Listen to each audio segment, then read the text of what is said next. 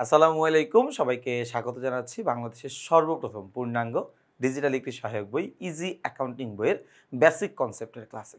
খেয়াল করে দেখো, আমরা কিন্তু আমাদের এই ইজি অ্যাকাউন্টিং বইয়ের যে বেসিক কনসেপ্টগুলো রয়েছে সেই কনসেপ্টগুলোকে বেশ কয়েকটা সেগমেন্টে ভাগ করেছি। আমরা বেসিক কনসেপ্টের একদম শুরুতে আলোচনা করেছি আমাদের ওই অধ্যায়ের সংশ্লিষ্ট অধ্যায়ের বেশ গুরুত্বপূর্ণ কিছু শব্দাবলী নিয়ে আমরা আলোচনা করেছি। তারপর আমরা আলোচনা করেছি যেই অধ্যায়ে আমরা আলোচনা করব সংশ্লিষ্ট অধ্যায়ের গাণিতিক যেই সূত্রাবলী রয়েছে সেটা নিয়ে আমরা আলোচনা করেছি। আমরা এরপরে আলোচনা করব পাঠ সম্পর্কিত গুরুত্বপূর্ণ তথ্য ও প্রবাহ চিত্র নিয়ে। দেন আমরা আলোচনা করব গাণিতিক নিয়মাবলী নিয়ে। অর্থাৎ আমাদের প্রতিটা অধ্যায়েরই যে বেসিক কনসেপ্ট, এই বেসিক কনসেপ্টকে আমরা 4 থেকে 5টা সেগমেন্টে ভাগ করে রেখেছি। ভাগ করে রাখার কারণ একটাই, আমরা যদি এই 5টা সেগমেন্টকে একটা সেগমেন্টের মধ্যে রাখতাম, একটা ভাগে রাখতাম, তাহলে তোমাদের জন্য ওই জিনিসগুলো বোঝাটা কিছুটা মানে কম প্রাণবন্ধ মনে হতো, বা ওই জিনিসটা তোমরা আসলে একটু কিছুটা মানে অপ্রিয় মনে হতো তোমাদের কাছে। যে কারণে আমরা এটাকে বেশ কয়েকটা সেগমেন্টে ভাগ করে দেওয়ার কারণে তোমার সামনের টার্গেটটা কমে যাচ্ছে, তোমার আগ্রহটা বাড়বে, তুমি পড়ে মজা পাবা, ক্লাসগুলো দেখে মজা পাবে, ইনফ্যাক্ট বইটা পড়েও তোমার কাছে ভালো লাগবে। আমি এই পুরো ইজি অ্যাকাউন্টিং বইতে তুমি যদি আমাকে জিজ্ঞাসা করো যে ভাইয়া কোন জিনিসটা আপনার কাছে সবচেয়ে বেশি ভালো লাগছে বা কোন জিনিসটা সবচেয়ে বেশি পছন্দ হয়েছে, সেটা হচ্ছে বেসিক কনসেপ্টের যে পার্টটা। এটা আমার কাছে খুবই ভালো লাগতেছে। মানে যদি মানে আমি এমন একটা জিনিস মানে লিখে ফেলতে পারলাম, এটা আসলে আমার কাছে খুবই বেশি মানে একটা ভালো লাগা কাজ করতেছে। বেসিকটা খুবই সুন্দর করে সাজানো। তুমি ক্লাস 9-এ পড়ো, তুমি ক্লাস 10-এ পড়ো, কোনো অসুবিধা নাই। আপনি হিসাব বিজ্ঞানের স্টুডেন্ট পড়াইতে চান, আপনার জন্য এই বইটা একদম পারফেক্ট। আপনি বেসরকারি শিক্ষক নিবন্ধনের স্কুল সেকশনে পরীক্ষা দিবেন, আপনাকে হিসাব বিজ্ঞান বিষয়ের উপরে পরীক্ষা দিতে হবে, আপনার জন্যও কিন্তু এই বইটা সমানভাবে গুরুত্বপূর্ণ। অর্থাৎ বইটা ওইভাবেই কিন্তু তৈরি করা হয়েছে। ওকে, তাহলে আমরা আজকের ক্লাসে আলোচনা করতে চাই আমাদের হিসাব বিজ্ঞান বইয়ের 3য় অধ্যায় দুতরফা দাখিলা পদ্ধতি নামে যেই অধ্যায়টি রয়েছে, সেই অধ্যায়ের এই দুতরফা দাখিলা পদ্ধতি নামে যেই অধ্যায়টি রয়েছে সেই অধ্যায়ের সেই অধ্যায়টি আমরা আজকে আলোচনা করতে চাই। আমরা আলোচনার এই পর্বে আমরা গত 2টা পর্ব করেছি এই বেসিক কনসেপ্টের উপর। আমরা আমরা আলোচনা করেছিলাম এই অধ্যায়ের মূল শব্দাবলী নিয়ে, যে সকল শব্দগুলো আমাদের জন্য জানাটা জরুরি, না হলে আমরা এই অধ্যায়ের বেশ কিছু ভাষা বুঝতে পারবো না। যে কারণে আমরা মূল শব্দগুলি কিছুটা আলোচনা করেছিলাম। তারপরে আমরা আলোচনা করেছি এই অধ্যায়ের অঙ্ক করার জন্য আমাদের কি কি সূত্রের প্রয়োজন রয়েছে, সেই সূত্রগুলো নিয়ে।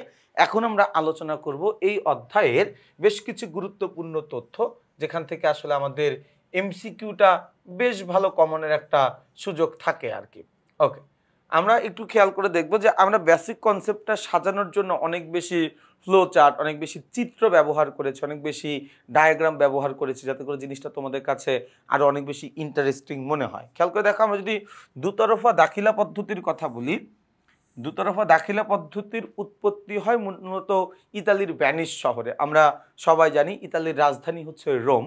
তো রোমে না, রাজধানীতে না, রোম থেকে খানিকটা দূরে পাশে আরেকটা শহর আছে যেটার নাম হচ্ছে ভ্যানিস শহর। তো আমাদের দুতরফা দাখিলার উৎপত্তি হয় মূলত ইতালির ভ্যানিস শহরে। আমাদের ইতালির ভ্যানিস শহরে একজন ব্যক্তি ছিল যার নাম হচ্ছে লুকা প্যাসিওলি। লুকা প্যাসিওলি তিনি একাধারে অনেকগুলো পেশা ওন করতেন। আমাদের আগের দিনে যে বিখ্যাত মানুষেরা রয়েছেন তারা কিন্তু প্রচণ্ড মেধাবী ছিলেন। তারা সবসময় মানে একাধিক পেশায় বসবাস করতেন। আমরা যে এখন মানে এখনকার দিনে আমরা যেমন শুধুমাত্র সিঙ্গেল একটা পেশা নিয়েই থাকতে পছন্দ করি, তখন তারা একাধিক পেশাকে ওন করতেন। ঠিক একইভাবে আমাদের এই লুকা প্যাসিওলি তিনি ছিলেন একজন ধর্মযাজক, তিনি ছিলেন একজন দার্শনিক, তিনি ছিলেন একজন গাণিতিকবিদ। তার মানে তিনি কিন্তু একই সাথে 3টা পেশাকে ওন করতেন। তিনি একজন ধর্মযাজক ছিলেন, ওই সময় তিনি ধর্ম বিষয়ে খুব ভালো একটা জ্ঞান রাখতেন। তিনি একজন দার্শনিক ছিলেন, তার ফিলোসফি খুব সুন্দর ছিল। তিনি একজন গাণিতিকবিদ ছিলেন। তো যেহেতু আমরা লুকা প্যাসিওলির পাঠ্য বই নিয়ে কথা বলছি, তার এমন একটা বই নিয়ে কথা বলছি যেই বইটা তিনি লিখেছিলেন গণিত বিষয়ের উপরে। তার মানে লুকা প্যাসিওলির যেই ওই দার্শনিকের যে ক্যারেক্টারটা, লুকা প্যাসিওলির যেই ধর্মযাজকের ক্যারেক্টারটা, ওইটা আসলে আমাদের খুব একটা আগ্রহের জায়গা না। আমাদের আগ্রহের জায়গা হচ্ছে তিনি যে গণিতবিদ ছিলেন, ওই জায়গাটাতে আসলে আমাদের মূলত আগ্রহটা। দেখো, তিনি একটা বই লেখেন 1494 সালে। 1494 সালে, বা আমরা যদি শতাব্দীর কথা কেউ জিজ্ঞাসা করে তাহলে আমরা বলতে পারি হচ্ছে পঞ্চদশ শতাব্দীতে। পঞ্চদশ শতাব্দীর শেষের দিকে তিনি একটা বই লেখেন। বইটার নাম ছিল সুম্মারি অ্যারিথমেট্রিকা জিওমেট্রিয়া প্রপার্শনালিয়েট প্রপার্শনালিটা। এই বইটা তিনি লিখেছিলেন মূলত গণিত বিষয়ের উপরে, যেহেতু তিনি একজন গাণিতিকবিদ ছিলেন। তিনি ওই বইটা মূলত লিখেছিলেন গণিত শাস্ত্রের উপরে বা গণিত বিষয়ের উপরে। এখানে যে বললাম তারা খুবই উঁচু মানের ছিলেন, তাদের মেধার সাথে আসলে কারো তুলনা করা যায় না, বিশেষ করে এখনকার দিনে আমাদের কারোর সাথে তো একদমই তুলনা করা যায় না। তিনি এই গণিত বিষয়ের উপরে বই লিখতে গিয়ে, তারা যেহেতু এই জিনিসগুলো স্রষ্টা, এই জিনিসগুলো আসলে তারা যে তৈরি করেছেন, তো আমরা কিন্তু তাদের মতবাদই পড়ে আসি। তো তারা আসলে ম্যাথের বিভিন্ন টার্ম নিজেরা তৈরি করার চেষ্টা করেছেন, ফিজিক্সের কেমিস্ট্রির বিভিন্ন যেই ফিলোসফিগুলো, এটা কিন্তু তারা নিজেরা অনুধাবন করে দেন তারা লেখার চেষ্টা করেছে। তো যেহেতু তিনি গণিতবিদ ছিলেন, তিনি বইয়ের মধ্যে তার যে বইটা ছিল লুকা প্যাসিলির যেই সুম্মারি অ্যারিথমেট্রিকা জিওমেট্রিয়া প্রপার্শনালিটা এই নামে তার যে গ্রন্থটি ছিল, এই গ্রন্থে তিনি একটা ধারণা সম্পর্কে আমাদেরকে পরিচিত করতে চাইছিলেন, যেটার নাম হচ্ছে ডাবল এন্ট্রি সিস্টেম। তার বইয়ের মধ্যে একটা অধ্যায় বা একটা খণ্ড ছিল বা একটা টপিক ছিল, যেই টপিকের নাম তিনি রেখেছিলেন দুতরফা দাখিলা পদ্ধতি।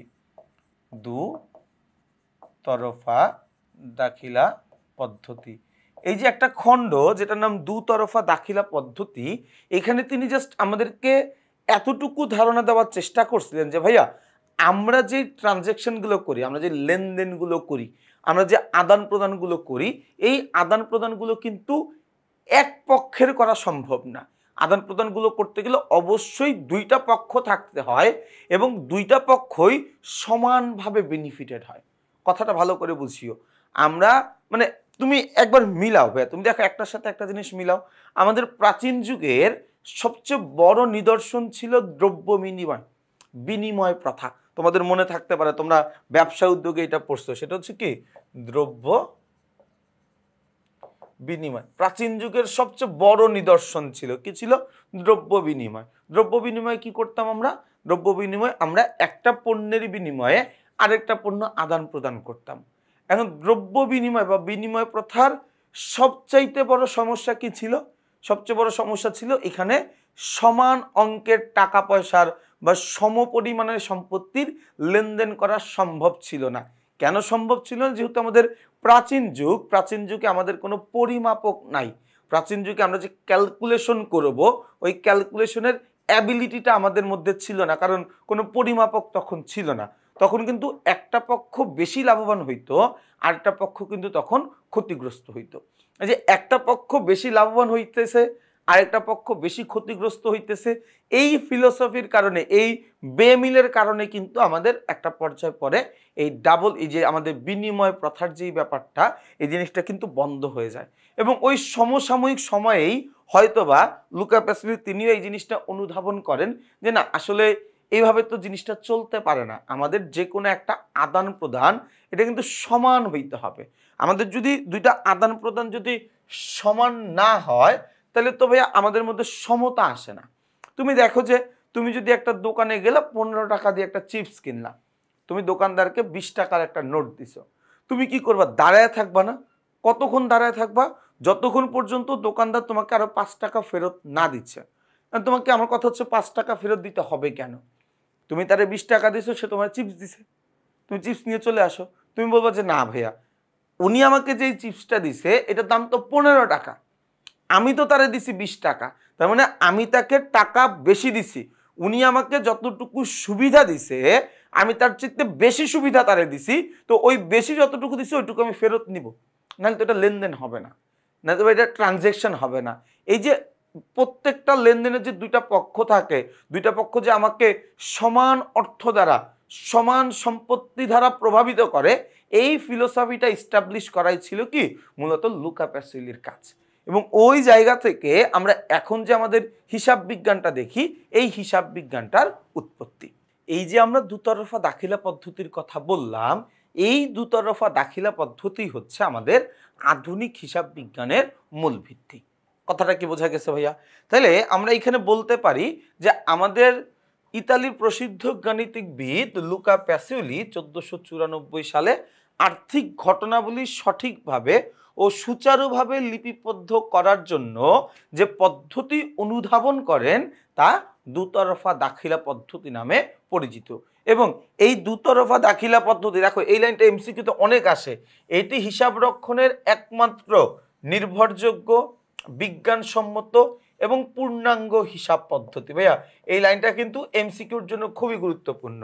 দেখো দুতরফা দাখিলা পদ্ধতির মূল বক্তব্য কি ছিল? মূল বক্তব্য ছিল ভাইয়া আমার প্রত্যেকটা লেনদেনের দুইটা পক্ষ থাকবে। কয়টা পক্ষ জড়িত থাকে? দুইটা পক্ষ জড়িত থাকে। একটা পক্ষের নাম দাতা আর একটা পক্ষের নাম গ্রহীতা। একটা পক্ষের নাম দাতা আর একটা পক্ষের নাম গ্রহীতা। এই যে দেখো যে পক্ষটা সুবিধা পায় তাকে আমরা বলি গ্রহীতা, যেই পক্ষটা সুবিধা পাচ্ছে তাকে আমরা বলি গ্রহীতা, গ্রহীতাকে ইংরেজিতে আমরা বলি হচ্ছে ডেবিটর। আবার যেই পক্ষটা সুবিধা দিচ্ছে বা সুবিধা দিয়ে থাকে তাকে আমরা বলি দাতা, বা ইংরেজিতে যাকে আমরা বলি হচ্ছে ক্রেডিটর। কি বলি ভাইয়া? ক্রেডিটর বলি, তাই না? তাহলে আমরা এই যে সংক্ষিপ্ত একটু আলোচনা আমি করলাম, এই আলোচনায় আমরা কি বলতে পারি? আমরা বলতে পারি যে দুতরফা দাখিলা পদ্ধতি হচ্ছে সঠিকভাবে হিসাব প্রণয়নের জন্য যে ব্যবস্থায় লেনদেন সমূহের দ্বৈত সত্তা যথাযথভাবে লিপিবদ্ধ করা হয় তাকে আমরা কি বলি? তাকে আমরা দুতরফা দাখিলা পদ্ধতি বলে থাকি। ওকে, এরপরে যদি আমরা একটু খেয়াল করে দেখি, এইখানে দেখো দুতরফা দাখিলা পদ্ধতিতে ডেবিট ও ক্রেডিটের মধ্যকার সম্পর্কটা কি? দেখো আমার সোজা কথা হচ্ছে আমার পক্ষ থাকবে কয়টা? দুইটা। একটা পক্ষ সুবিধা গ্রহণ করবে আর একটা পক্ষ সুবিধা প্রদান করবে। এই যে যেই সকল পক্ষগুলো সুবিধা গ্রহণ করে, যে সকল পক্ষগুলোকে আমরা বলি গ্রহীতা, এরা থাকে হচ্ছে আমার হিসাবের ডেবিট পাশে, বা আরো সহজভাবে বলতে পারি এরা থাকে হচ্ছে আমার বাম পাশে।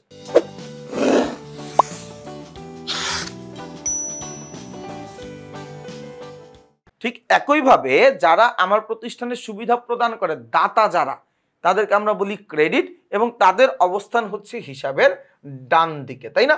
এই তাদের অবস্থান কি? হিসাবের ডান দিকে। দুতরফা দাখিলা পদ্ধতির বৈশিষ্ট্য বা মূলনীতি এমসিকিউর জন্য খুবই গুরুত্বপূর্ণ। ভাইয়া আমি আবারও বারবার বলি, দেখো পাঠ সম্পর্কিত গুরুত্বপূর্ণ আলোচনা ও প্রবাহ চিত্র, এইখানে আমরা যেই জিনিসগুলো আলোচনা করব সেই আলোচনাগুলো হবে মূলত বহু নির্বাচনীর জন্য। মূলত বহু নির্বাচনী প্রশ্নগুলো এই পাঠগুলো থেকেই আসে। এই পাঠটাকে আমি জন্য আলাদা করে রেখেছি। অঙ্কের নিয়ম শেখার জন্য এই পাঠ সম্পর্কিত গুরুত্বপূর্ণ তথ্য ও প্রবাহ চিত্রের পরে একটা টপিক থাকবে, একটা সেগমেন্ট থাকবে যে গাণিতিক সমস্যাবলীর নিয়মাবলী বা গাণিতিক নিয়মাবলী নামে একটা সেগমেন্ট থাকবে। সেইখানে আমরা ম্যাথমেটিক্যাল টার্ম নিয়ে আলোচনা করব, যে কিভাবে এই অধ্যায়ের অঙ্কগুলো সমাধান করা যেতে পারে, ওইগুলো নিয়ে আমরা আলোচনা করব। এইখানে কিন্তু ভাইয়া শুধুমাত্র এমসিকিউর জন্য আমরা পড়তেছি। তো আমরা যে কোনো একটা কিছু পড়ার আগে ওইটা পড়ার অবজেক্টিভটা কি, ওটা পড়ার উদ্দেশ্যটা কি, এটা ফিক্সড করে নিয়ে এরপর আমরা পড়া শুরু করব। তাহলে তুমি দেখবা তুমি যেভাবেই পড়ো না কেন ওটা কিন্তু তোমার জন্য অনেক বেশি উপকারে আসবে। তার কারণ তোমার তো টার্গেটটা ফিক্সড, তুমি কি জন্য পড়তেছো, কি পড়তেছো। তোমার যখন টার্গেটটা ফিক্সড হয়ে যাবে তখন কিন্তু তোমার জন্য পড়াটাও সহজ হয়ে যাবে। আচ্ছা, দুতরফা দাখিলা পদ্ধতির বৈশিষ্ট্য বা মূলনীতি, কি কি বৈশিষ্ট্য বা মূলনীতি আছে? দেখো সবার প্রথম নীতিটাই হচ্ছে দ্বৈত সত্তা। দ্বৈত সত্তা মানে আমার দুতরফা দাখিলা পদ্ধতি আমাকে বলে যে প্রতিটা লেনদেনে তোমার দুইটা সত্তা থাকবে। কয়টা সত্তা? দুইটা সত্তা থাকবে, কমপক্ষে দুইটা পক্ষ থাকবে। এই যে দুইটা সত্তা, দ্বৈত সত্তা, এই জিনিসটাই আসলে কি আমার দুতরফা দাখিলা পদ্ধতি একদম মূল বেসমেন্ট, মূল থিম বলতে পারি। এখন দুইটা পক্ষ কে কে থাকবে?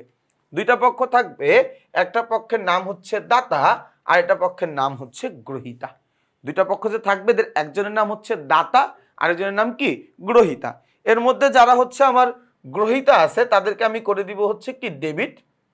এই যারা হচ্ছে আমার গ্রহীতা আছে তাদেরকে আমি করে দিব ক্রেডিট, আর যারা দাতা আছে এদেরকে আমি করে দিব ডেবিট, তাই না? আচ্ছা, এরপর দেখো সমান অঙ্কের আদান প্রদান। আমার দুতরফা দাখিলা পদ্ধতিতে অবশ্যই আমাকে সমান অঙ্কের অর্থের আদান প্রদান করতে হবে। অর্থাৎ আমি যেই সুবিধাটা গ্রহণ করব বা আমি যে সুবিধাটা প্রদান করব, দুইটা অবশ্যই ইকুয়াল হইতে হবে। এই দুইটা অবশ্যই কি হইতে হবে? ইকুয়াল হইতে হবে, সমান হইতে হবে। দুইটা যদি সমান না হয় তাহলে কিন্তু দুতরফা দাখিলা পদ্ধতিটাই আমার ভুল হয়ে যাবে। এজন্য আমাকে অবশ্যই কি হইতে হবে? দুইটা পক্ষের আদান প্রদানটা সমান অঙ্কের হইতে হবে, সমান পরিমাণের হইতে হবে, সমান ভ্যালুর হইতে হবে। কথা কি বুঝাইতে পারছি ভাইয়া? ওকে, এরপরে কি আছে দেখো, এরপরে হচ্ছে আমাদের সামগ্রিক ফলাফল। দুতরফা দাখিলা পদ্ধতি আমাদেরকে কি করে? দুতরফা দাখিলা পদ্ধতি আমাদেরকে একটা সামগ্রিক ফলাফল প্রদান করে, ওভারঅল একটা রিভিউ দেয় আমাদেরকে আমার প্রতিষ্ঠানের ফাইন্যান্সিয়াল কন্ডিশনের উপরে, তাই না? তো দুতরফা দাখিলা পদ্ধতির মাধ্যমে বা দুতরফা দাখিলা পদ্ধতি ব্যবহার করার অন্যতম বড় একটা কারণ হচ্ছে এরা আমাকে সামগ্রিক ফলাফল দেওয়ার চেষ্টা করে, তাই না? আচ্ছা, তাহলে এইটুকু আলোচনা করার পরে দেখো এই জিনিসগুলো আমরা নিচে একটু ব্যাখ্যা আকারে পাবো। আমি তো জাস্ট একটা ছকে বলে আমি আমার মতো করে ব্যাখ্যা করলাম, তোমরা নিচে ব্যাখ্যা আকারেও পাবা, কোনো টেনশন করার কোনো কিছু নাই। আমাদের একটা এমসিকিউ আসতে পারে, দুতরফা দাখিলা পদ্ধতির মূল বৈশিষ্ট্য কি বা মূলনীতি কি? মূলনীতি কয়টি? উত্তর কি হবে? উত্তর হচ্ছে 5টি। উত্তর কি? উত্তর হচ্ছে 5টি। ওকে, এরপর আমরা চলে যাব দুতরফা দাখিলা পদ্ধতির সুবিধা। দুতরফা দাখিলা পদ্ধতির সুবিধা কয়টি? সুবিধা হচ্ছে 10টি। আচ্ছা, 10টি সুবিধা কি কি? আসো আমরা সেই সুবিধাগুলো একটু আলোচনা করি। সুবিধাগুলো আমি খুব সুন্দর করে সাজিয়েছি, খুবই সুন্দর করে। আমি কি বললাম যে আমরা সর্বোচ্চ চেষ্টা করেছি বইটা তোমার কাছে কিভাবে প্রাণবন্ধ মনে হয়, বইটা তোমার কাছে কিভাবে দেখতে সুন্দর লাগে। তার কারণ আমরা যখন মাত্র ক্লাস 9-এ উঠি আমরা খুব সুন্দর একটা বই খুঁজি যে আসলে কোন বইটা, কারণ তুমি তো ক্লাস 9-এ যখন পড়তেছো তুমি কিন্তু হিসাব বিজ্ঞান সম্পর্কে কোনো কিছু বোঝো না, তুমি কিন্তু জানো না যে বইয়ের মধ্যে কি কোনটা ভালো কোনটা খারাপ, কোনটা থাকতে হবে কোনটা থাকতে হবে না। তুমি কিন্তু তখন বইটার সৌন্দর্যটা দেখো, আচ্ছা এই বইটা পড়ে কি আমি বুঝতেছি কিনা। আচ্ছা, আমি যেহেতু বুঝতেছি তার মানে বইটা ভালো, তার কারণ আমি তো কিছুই জানি না, নতুন করে জানতেছি। তো আমাদের চেষ্টা থাকে সর্বোচ্চটা দেওয়ার জন্য। আমাদের অনেক ভাই বোনেরা আছে যারা হচ্ছে হিসাব বিজ্ঞান পড়াইতে চায়, কিন্তু আসলে তাদের হিসাব বিজ্ঞানে কিছুটা দুর্বলতা রয়েছে যে দীর্ঘদিন প্র্যাকটিস না করার কারণে। তাদের জন্য বইটা অনেক বেশি সহায়ক ভূমিকা পালন করবে। বইটা ওই রকমভাবেই তৈরি করা। যারা বেসরকারি শিক্ষক নিবন্ধনের পরীক্ষা দিতে চান, স্কুল সেকশনে আপনাদেরকে কিন্তু হিসাব বিজ্ঞান, ফিনান্স, ব্যবসায় উদ্যোগ 3টা বিষয়েরই পরীক্ষা দিতে হবে। তো সেই পরীক্ষার জন্য যে হিসাব বিজ্ঞান বিষয়টা, ওই বিষয়টার জন্য কিন্তু এই বইটাও আপনাকে অনেক বেশি সহযোগিতা করবে আপনার বেসিকটাকে ডেভেলপ করার জন্য। তার মানে শুধুমাত্র একটা ক্লাসের জন্য বইটা লেখা, ব্যাপারটা এরকম না। মূল উদ্দেশ্য হচ্ছে এসএসসির স্টুডেন্টরা, এসএসসির স্টুডেন্টদের নিয়ে যারা কাজ করতে চায় সবাই কিন্তু এটা দিয়ে একই সাথে বেনিফিটেড হইতে পারবে, ওইভাবেই আসলে বইটাকে তৈরি করা। আচ্ছা, আসো আমরা যাই হচ্ছে আমাদের 1 নম্বর পয়েন্টে। আমাদের দুতরফা দাখিলা পদ্ধতির সুবিধার মধ্যে সবচেয়ে বড় সুবিধা হচ্ছে পরিপূর্ণ হিসাব রক্ষণ।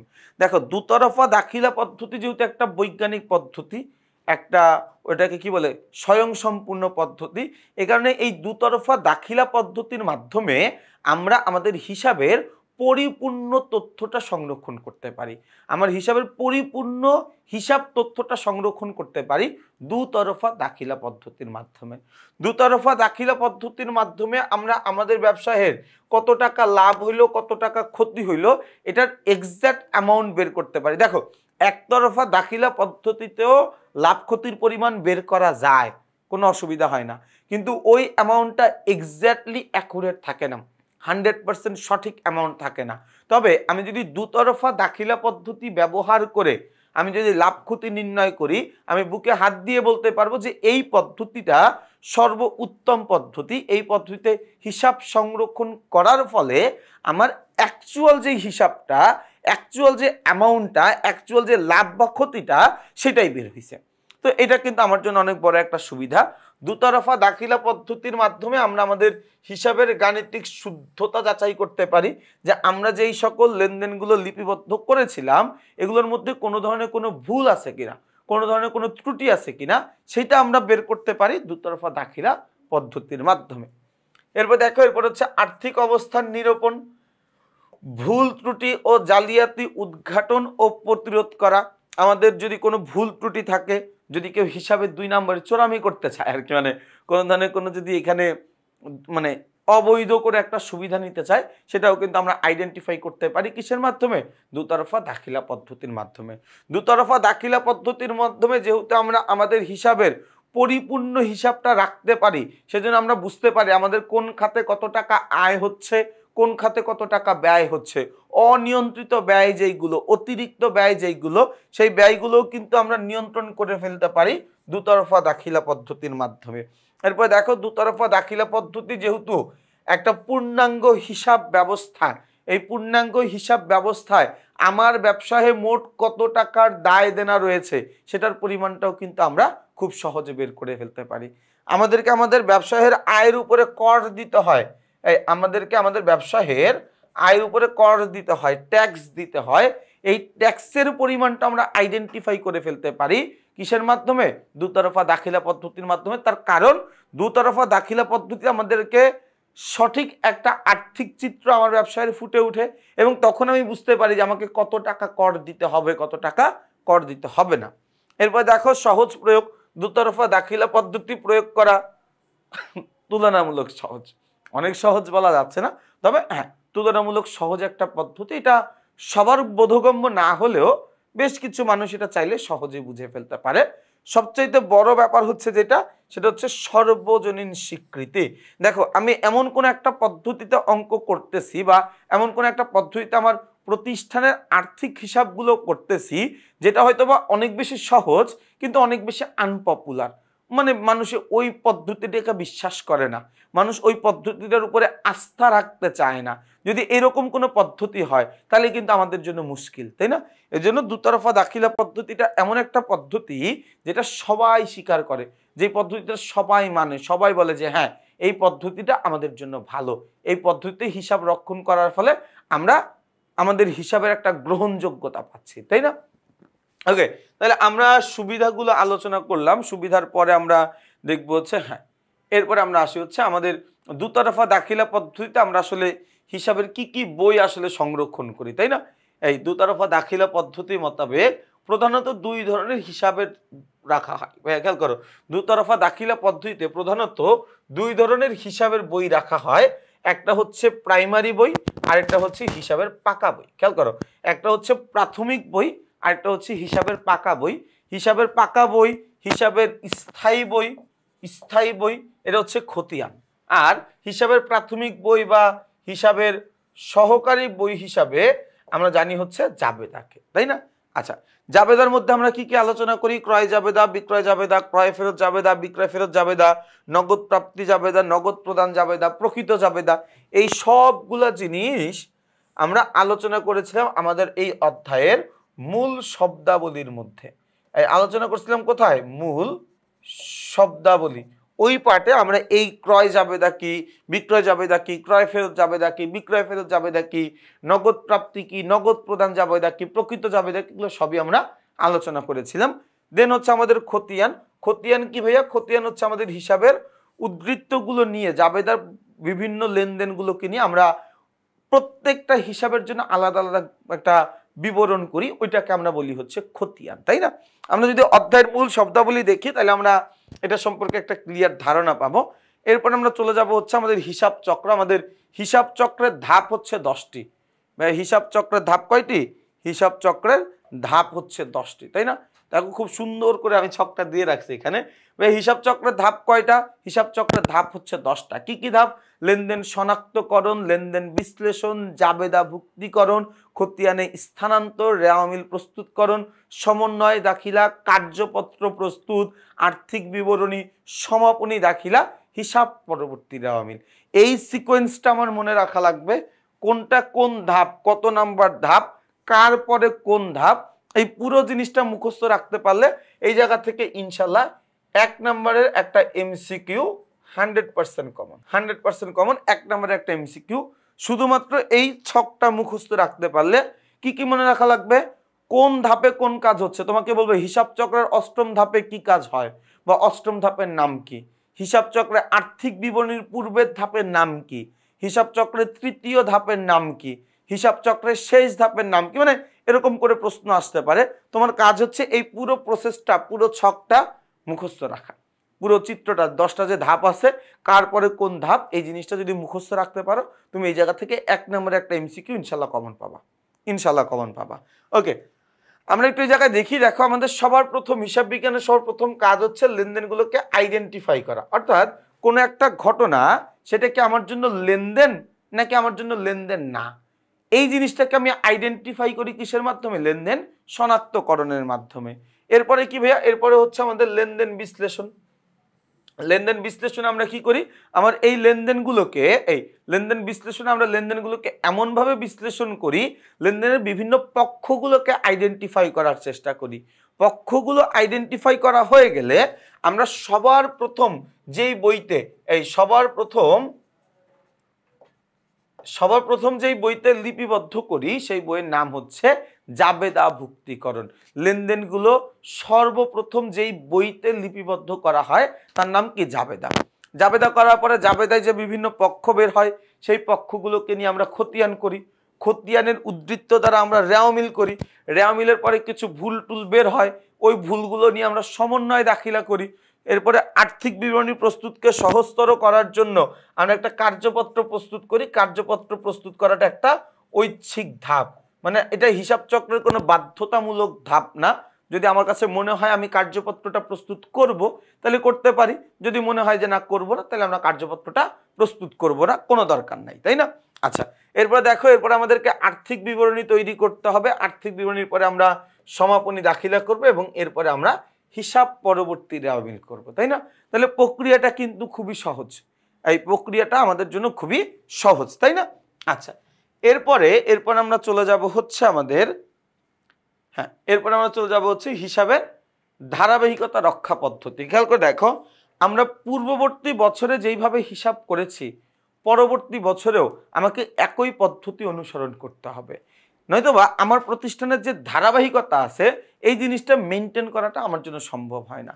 একটু খেয়াল করে দেখো, চলমান ধারণার নীতি অনুসারে প্রতিটি ব্যবসা প্রতিষ্ঠান অনির্দিষ্ট কাল পর্যন্ত চলতে থাকবে।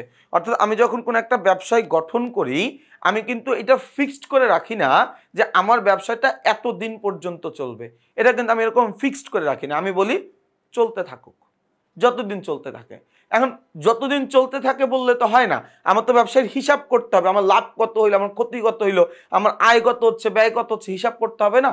তো এই যে আমার প্রতিষ্ঠানটা অনন্তকাল পর্যন্ত চলবে, অনির্দিষ্ট কাল পর্যন্ত চলবে, এই অনন্তকাল বা অনির্দিষ্ট কালকে আমরা কয়েকটা ছোট ছোট ভাগে ভাগ করতে পারি। সেটা হইতে পারে 1 মাস, হইতে পারে 3 মাস, হইতে পারে 4 মাস, হইতে পারে 6 মাস, হইতে পারে 1 বছর। কয়েকটা ছোট ছোট ভাগে ভাগ করে নিচ্ছি। এই ভাগগুলো আমি এই জন্যই করছি যাতে করে আমি ওই সেগমেন্টটুকু লাভ ক্ষতি হিসাব করতে পারি।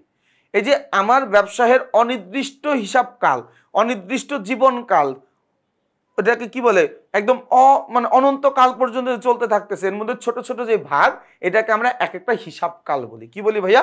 হিসাবকাল বলি, তাই না? এই কারণে চলতি বছরের সম্পদ ও দায়ের সমাপনী জেরকে পরবর্তী বছরের প্রারম্ভিক জের হিসাবে দেখানো হয়। এই বছরের জন্য আমার জন্য যেটা সমাপনী, আগামী বছর গিয়ে সেটা আমার জন্য কি হয়ে যাবে?